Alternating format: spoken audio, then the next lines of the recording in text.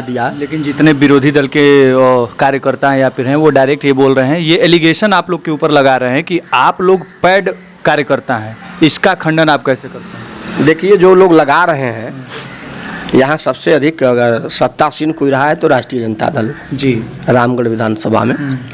तो रामगढ़ विधानसभा में अगर राष्ट्रीय जनता दल कहता हो तो मैं मान जाऊँगा।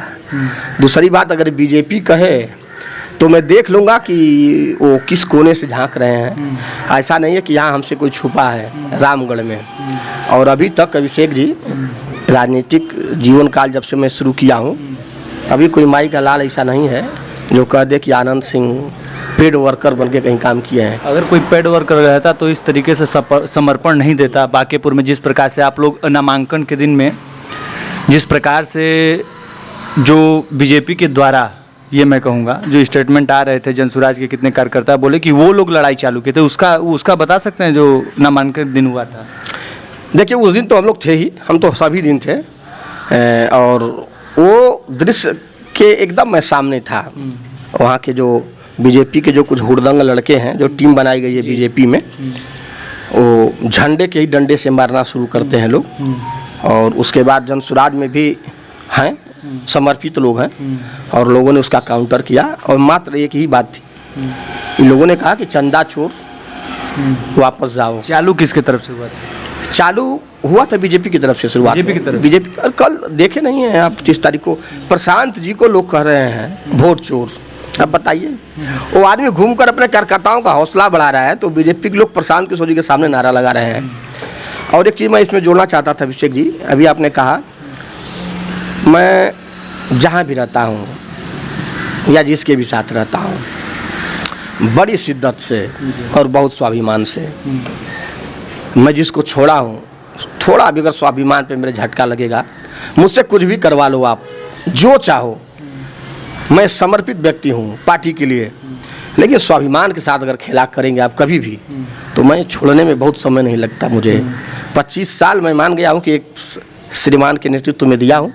अच्छे खासे थे, कोई शिकायत नहीं है मुझे अपने, होता है हर जगह।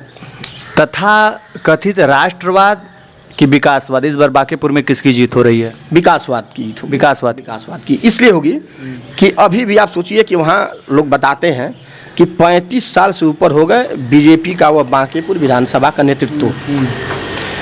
अभेद किला है, अभेद किला लोग कह रहे हैं, लेकिन मैं मानता हूँ कि पढ़े लिखे लोगों का वो घर है वहाँ, अभेद किला इला नहीं है।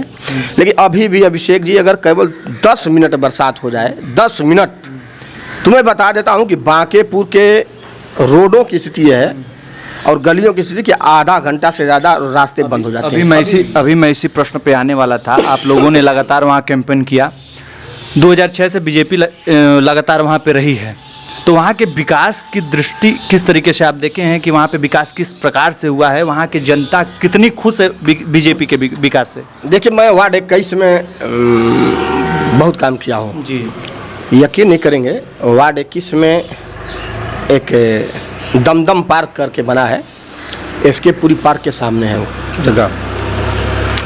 आप पूरे देश में मुझे नहीं लगता कि पार्क ऐसे बनाए जाते हैं। वहाँ के लोगों ने विरोध किया उस पार्क का, वो नितिन नवीन जी का इलाका था। 3 करोड़ का शायद वो पार्क बना है। पार्क में है क्या, मैं बता रहा हूँ कि आपके कैमूर के जेल की जो दीवार है जितनी ऊंची, उस पार्क की दीवार कर दी गई। अब आप महसूस करिए कि पार्क के इर्द गिर्द पूरा घर वंचित हो गया। पार्क बनते हैं कि लोग भीतर से बाहर, बाहर से भीतर, हवा लगता रहे, लोग घूमते रहें, बैठते रहें, पर्यावरण रहे, एकदम आदमी महसूस करे लोगों का। हाँ, और वहाँ एक नाला था, उसको लोगों ने पाट दिया, पानी की निकासी हो गई बंद। वहाँ के लोगों ने विरोध किया, 21 नंबर वार्ड के लोगों ने विरोध किया कि अरे भाई, ऐसा तो जेल बनता है ना, 8 फुट कहीं दीवार ऊंची होती है, 7 फीट पार्क का दीवार जमीन से 3 फीट, उसके बाद जाली वाली रह के हवादार हो कि लोग बैठे उठे। तो वहाँ प्रशासन के बदौलत बीजेपी के लोगों ने जबरन उसे बनवाया है। और वह 21 नंबर वार्ड इस बात को लेकर बड़ा विरोध में था कि नाला भी आपने